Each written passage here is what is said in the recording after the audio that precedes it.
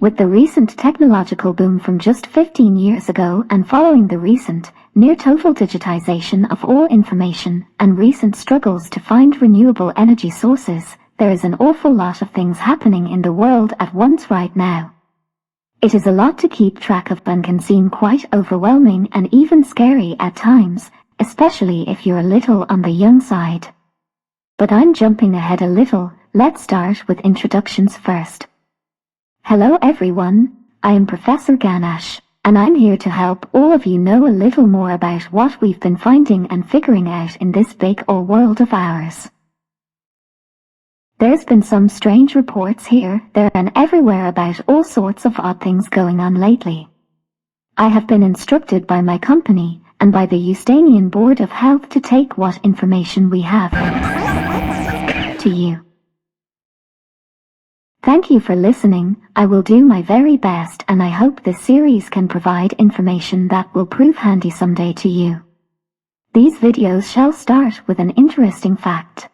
The being of the day, safety tips and considerations when around the beings, a moment to discuss what we've learned, then finish off with looking at mail we receive and try to give a helpful answer.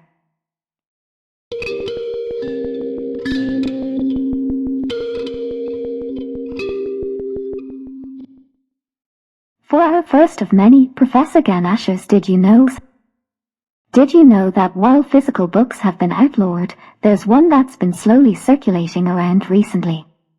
It's apparently very good, as people who have read it are very adamant that others read it, despite the heavy penalty for being caught with a real book.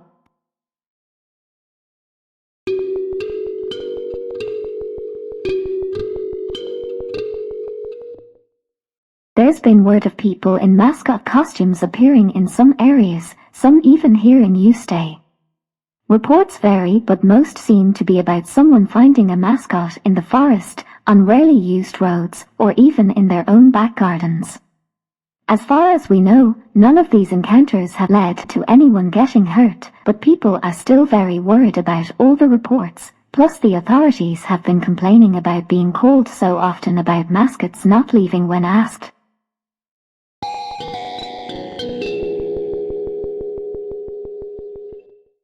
Mascots are people, animals, or inanimate objects that are used to represent a brand, idea or ideology.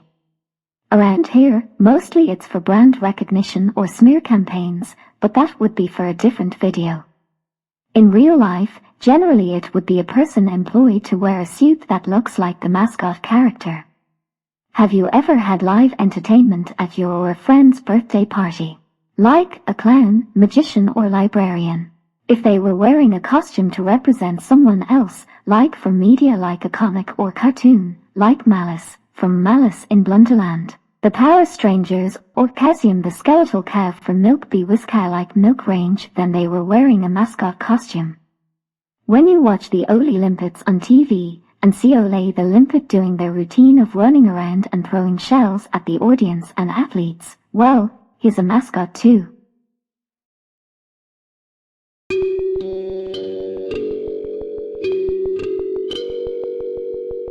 One would think that people in mascot costumes would usually be in a place they could entertain others and be appreciated, like at a birthday, social, or sporting events, like the Ole Limpets or Quadrathon, not in a forest or in your pantry. Maybe they must have gotten lost trying to get to a birthday party somewhere nearby and were looking for directions.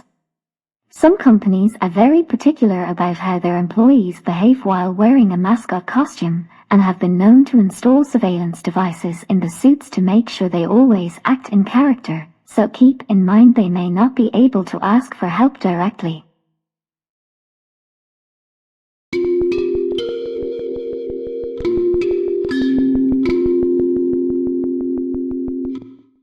If you happen to come across a mascot in an unexpected place, like the park, an alleyway or the firing range, you should probably keep your distance from them to begin with. You don't know who could be in the suit or exactly what they want. Be sure to keep an eye on them from a safe distance. Try to see if they are traveling in any specific direction before you let others know about them so they can find them and help them easily. If you're going to approach them, please watch their behavior carefully before entering their range of detection. Some may seem agitated, which is harder to notice in someone wearing a large bulky costume compared to someone not wearing one. Signs of agitation may include stomping around in a circle, standing perfectly still, being curled up on the ground weeping and or laughing in the mascot's voice, throwing things and or people, making a lot of noise, whisper shouting for help for more than 5 hours. If you notice 2 or more of these signs, it may be best to steer clear of that particular mascot. On the occasion you need to talk to them, for instance, you'd like to ask them for an autograph or to leave your bedroom because it's late and they just woke you up, do so in a slow, careful, soft voice. Be sure to be polite, remember your P's and Q's, and think about their needs. Maybe they are hungry, or their suit isn't on right and they can't fix it themselves. Don't try to touch or fix the suit for them yourself though, even if begged.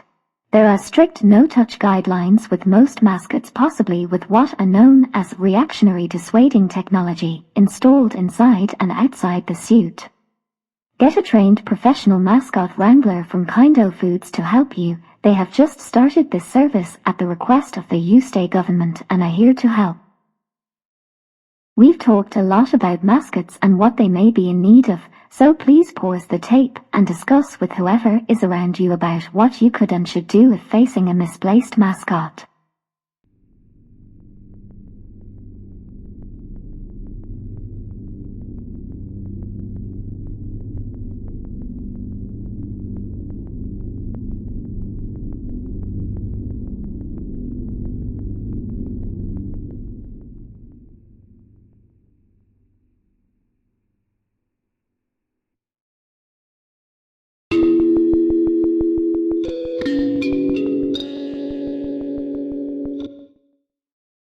Well, that was a fun time learning, wasn't it?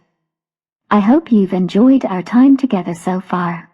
I certainly have and look very forward to spending more time with you to help prepare you for many possible eventualities. In lieu of reading mail sent in by viewers, as this is the first broadcast, I shall explain Calcium in a little more detail, given we've been talking about mascots. Calcium is a skeletal cow mascot for milk bee with cow-like milk. I'd say it's because generally it's thought that milk is good for the development of bones. As a mascot, Calcium is very successful, having many collectible figurines and soft toys in various outfits. Some as the company grew, experimented with other services, took sponsorships and made politically charged statements. There are variations such as Captain Calcium, Calamity Calcium, Cowpoke Calcium, and the rare and not well-received Clam Chowder Calcium, although some dogged collectors will hunt for rare Clam Chowder Calcium and pay a lot of money for it. Their catchphrase is "It's good." This video was brought to you by Fryan, a new type of meat from Ooze Eats that you bake in your oven. Be sure to try some soon. That's all we have time for now. Thank you very much for joining me and I hope to see you again very soon.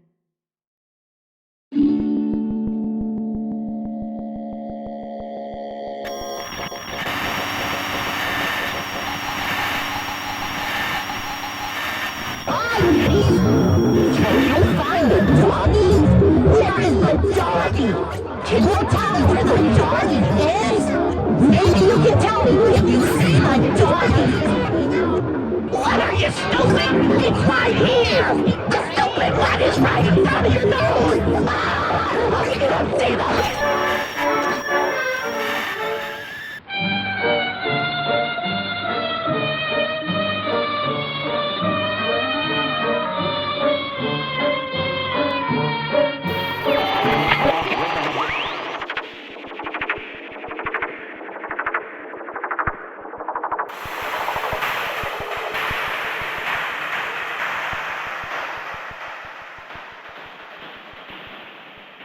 By order of the Ustanian government, the company has been ordered to create these educational videos, mainly with the hope of somewhat quelling the amount of work-related accidents and fatalities of our more intelligent employees while they work here. This is middle management. Skip out. And, unfortunately, along with mandatory on-the-job training intern Puctulic. Hello, I'm intern Puctulic, and I'm an eager beaver to be here. that was not a prompt to speak. As the use of paperwork has been banned, we, or rather, I, must remake the designated safety sheet of paper of old into a video format. By memory. As ordered by President Robotic. We also need to find a use for all the accumulated paperwork we've made over the past several decades that we are no longer allowed to read or write on, or even acknowledge.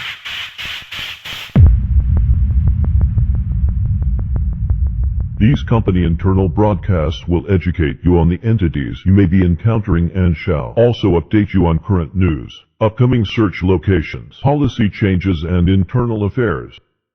Viewing is mandatory.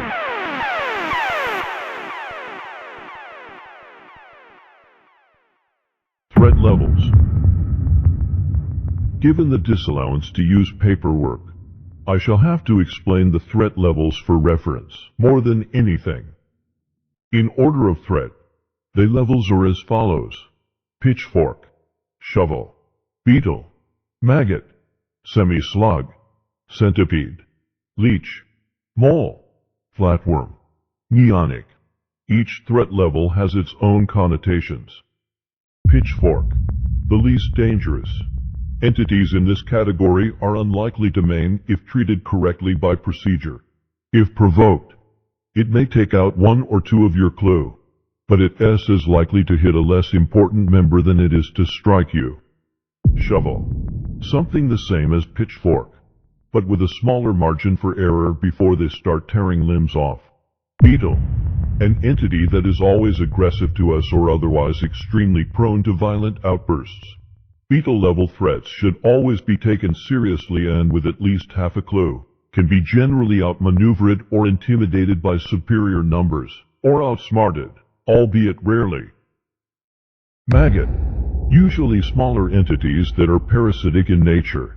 If not removed swiftly, side effects may include dizziness, nausea, fatigue, irritability, personality changes, or devoured internal organs.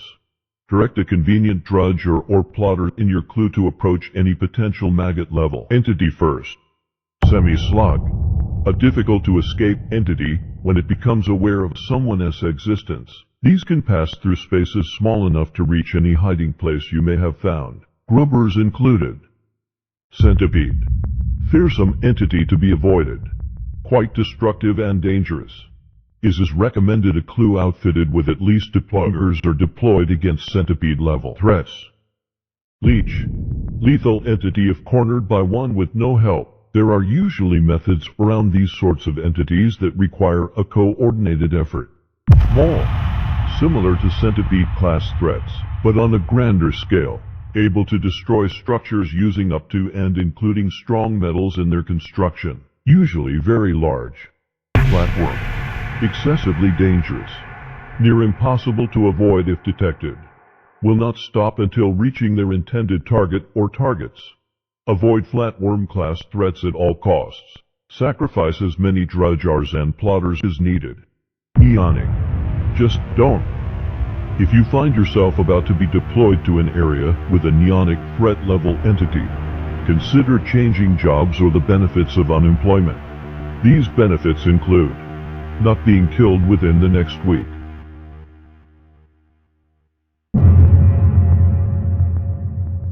The magpie clue is to be deployed to various surrounding forests, as well as abandoned roads, and the occasional backyard in search of the usual materials. As the magpie is mostly grabbers, be sure to take a grubber with you for the forest area and just some drudgers and plotters for the rest. We're going for cheap and cheerful this week. It should be all done by next week on Fives Day. This is a low-risk, low-priority excursion. You are to refer to yourselves as trained professional mascot wranglers, as per orders from Director Gerbsley. Thanks to propagandist Obscure. attempts at covert operations and cover stories. Be sure to compliment him on his efforts if you see him. Just remember not to make eye or nose contact at any time. You know how he gets. As you may have gathered by now, the most likely entity you may encounter, aside from Go public. are mascots, which are the main subject for today as broadcast. Please review this material carefully and without any distraction. Any and all setbacks of this operation will be pinned squarely on you personally. For more information, please rewatch this video.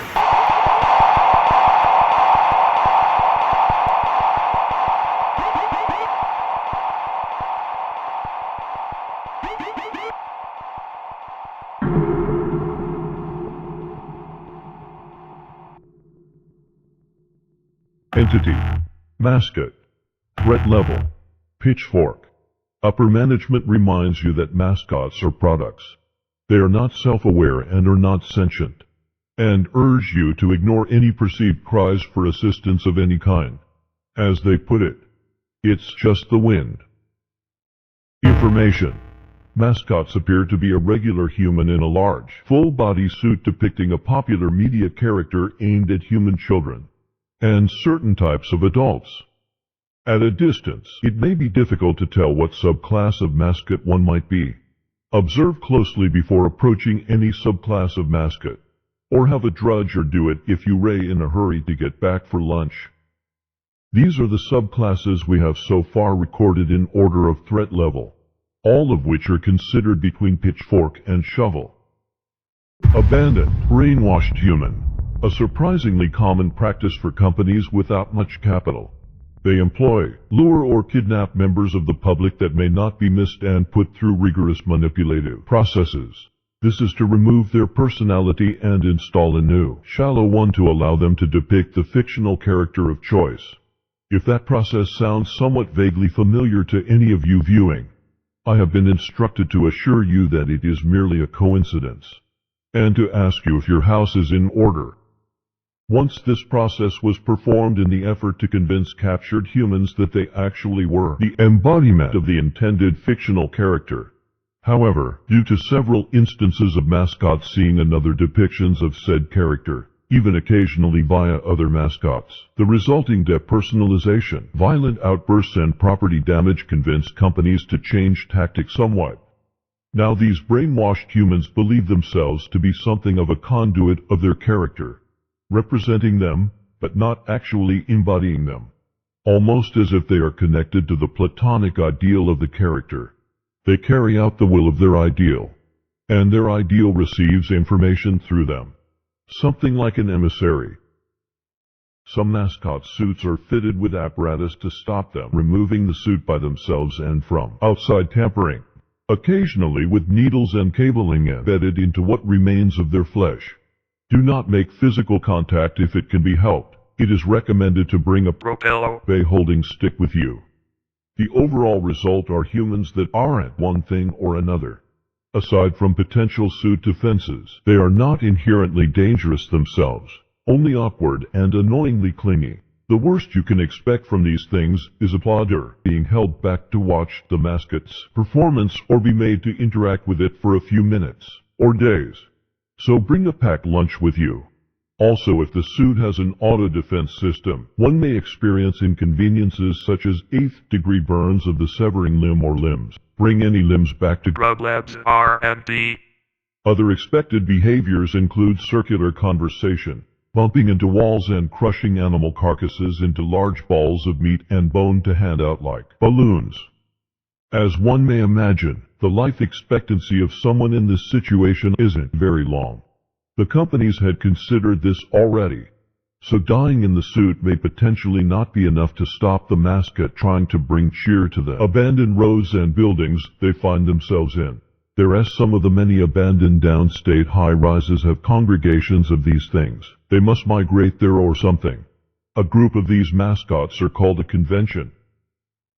Upper management has suggested, several times, on bringing a slogger along to deal with these types of mascot, but a somewhat warm meal of any quality and directions to the nearest clinic or playground would likely suffice, and be cheaper than deploying a slogger on a low-risk excursion.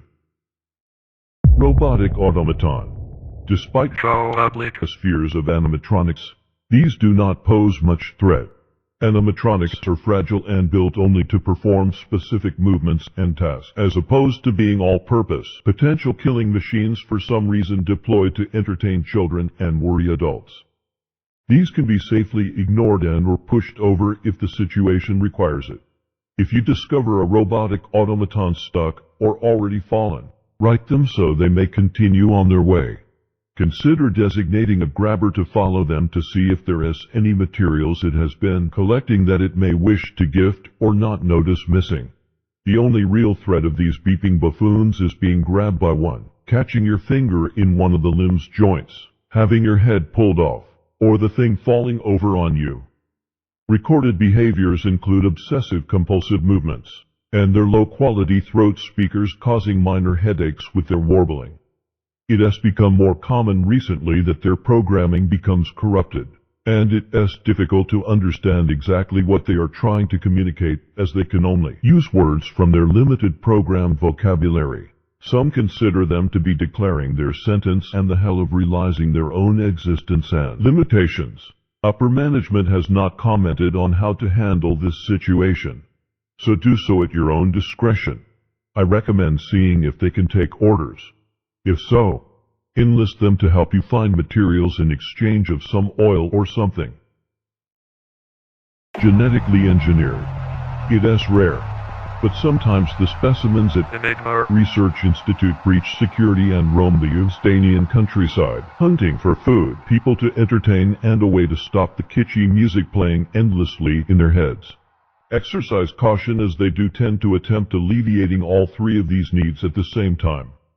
Some specimens have been loose for so long they've bred and evolved at an exponential rate, their offspring even further unpredictable and potentially feral. These can be identified from other mascot subclasses by their bizarre, asymmetrical physiology and are best given a wide berth if at all possible. Intern Robotic. I am told in this forced internship I am to let you handle small sections such as this. Dare I ask, if you have anything informative to weigh in for these genetically engineered mascot specimens? We had one of these do entertainment for us for a birthday party. I take it that it was a fully functional mascot. They didn't corral an escaped one into a clutch party. I know, they don't have that sort of money to rent one. My carers found it under a bridge cultivating beetroots in a cardboard box. Plus, it was only last year. Really? And how did it behave when it was brought back? Very well behaved. One of my carers had lost a limb on the way back, but nothing like that happened at the party. Mostly just stayed in the box. You're sure they brought back an escaped, genetically engineered mascot and had not just stolen the beetroot it was growing? We'd assumed it was an edible beetroot-based mascot. So in actuality, this hasn't been very helpful or insightful in the slightest, other than your carers would steal food cultivation from a homeless, escaped experiment. It was still the best birthday I've had. I hope the next one is just as good. Human. A brainwashed, strung-out human in a mascot suit is nowhere near as dangerous than a totally lucid one in a mascot suit. Why on soil would they be located near any designated deployment zones or beyond us? Either they became extremely lost, are some sort of pervert, or are a subclass of slashers, in which case consider their threat level elevated to anywhere between centipede and flatworm, and evacuate the area immediately. Whatever is going on with them, avoid them if at all possible. The threat of a human in a suit is about the same as a human not in a suit, only with the crazed confidence of wearing said suit outside sanction zones for some unknown reason. Exercise extreme caution if spotted.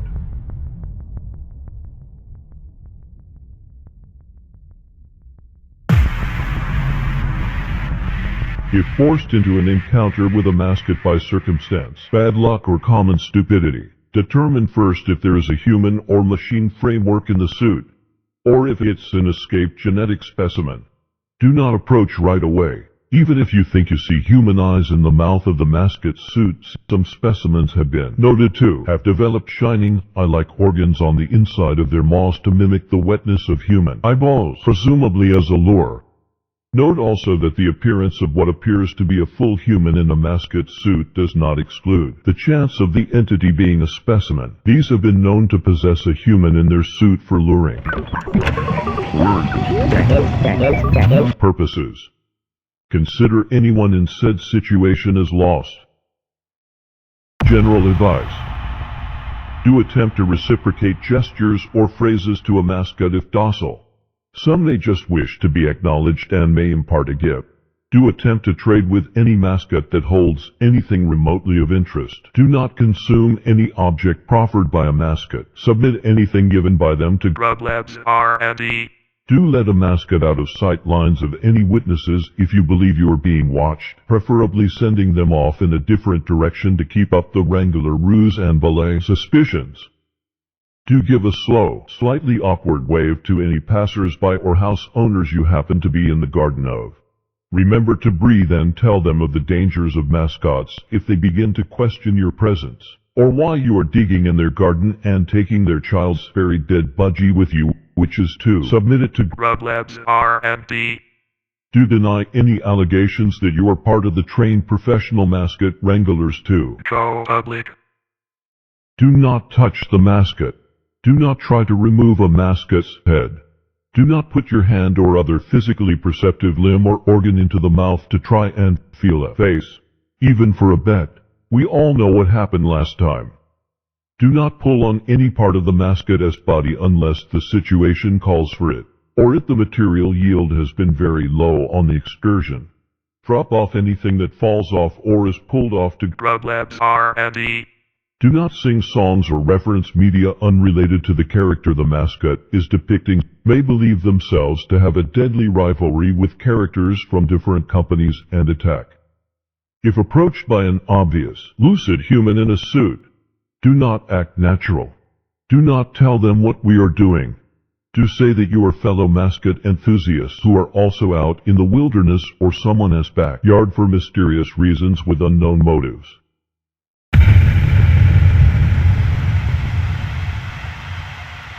Due to the recent uptick in entity sightings and increase in me-cry activity, the policy for me-cries is being reconsidered. The board and vice president Taste Mind. are in communications about what to change it to. Apparently the choices are currently let me cries be me cries versus shoot me cries in the head.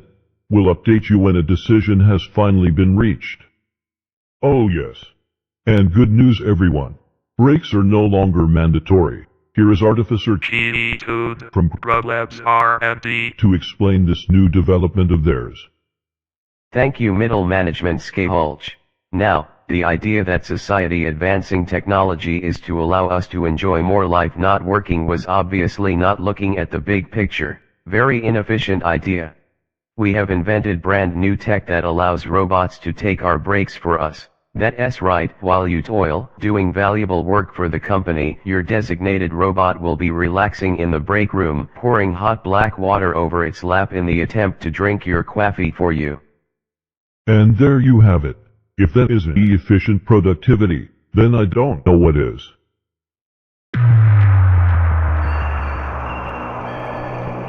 Intern, Buckdulik. they're coming. Please leave the room for a moment and stay out of sight. Okay, good. And now, a word from Director Gerbsley. Greetings, peons. This is Director Gerksley. We've devised a way to create yet another brilliant cereal and lessen how much paperwork is on the floor that you're not allowed to look at. Introducing Cocoa Shreddeds. Delicious, nutritious, and fibrous delight in every pack. It's our documents mixed with old newspapers we grubbed out of a landfill with ground sugar and the bare minimum amount of chocolate coating. Keep up the substandard work, everyone, and remember, there's no food like Kindo Foods. Now, get the hell back to work. Thus concludes our first educational video about things you have already read about on the designated safety sheet of paper. Expect more to come.